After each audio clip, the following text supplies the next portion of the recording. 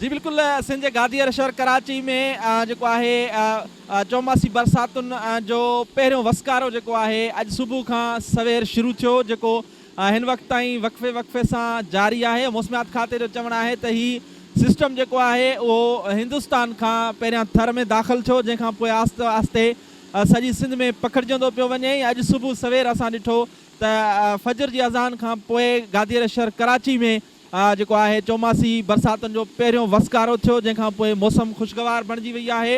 हीउ जेको पहिरियों वसकारो थियो आहे उन में ख़ासि तौर ते कराची जा जेके मुख़्तलिफ़ इलाइक़ा आहिनि, जिन में मलीर, गुलशन हदीद, एयरपोर्ट वारा इलाइक़ा, लांडी, सदर, क्यामाड़ी, गुलिस्तान जोहर, लियारी, क्लिफ्टन समेत ॿिया जेके इलाइक़ा आहिनि, उते किथे तेज़ किथे हल्की बरसाति जो सिलसिलो जेको आहे उहो वक़फ़े वक़फ़े सां सुबुह खां वठी जारी आहे। खीवणूं ऐं गजगोड़ जेका आहे उहा पिणु हिन बरसाति में शामिलु आहे। उन सां गॾोगॾु मौसमियात खाते जो चवणु आहे त हीउ सिस्टम जेको आहे अॼु राति वधीक जेको आहे ज़ोर वठंदो ऐं अॼु राति खां सुभाणे ताईं कराची शहर में वधीक बरसातुनि जो इम्कान ज़ाहिर कयो पियो वञे। ॿिए पासे बरसातूं पवण खां पोइ शहर जे अक्सर इलाइक़नि में बिजली जेका आहे उहा बंदि थी वई आहे। के इलेक्ट्रिक जा केतिरा ई फीडर ट्रिप थी वञण करे शहर जा ओल्ड सिटी वारा इलाइक़ा, लियारी, गुलिस्तान जोहर, एम ए जन्नाह रोड, बंदर रोड समेत सदर, क्लिफ्टन, सुल्तानाबाद, हिजरत कॉलोनी समेत अक्सर इलाइक़नि में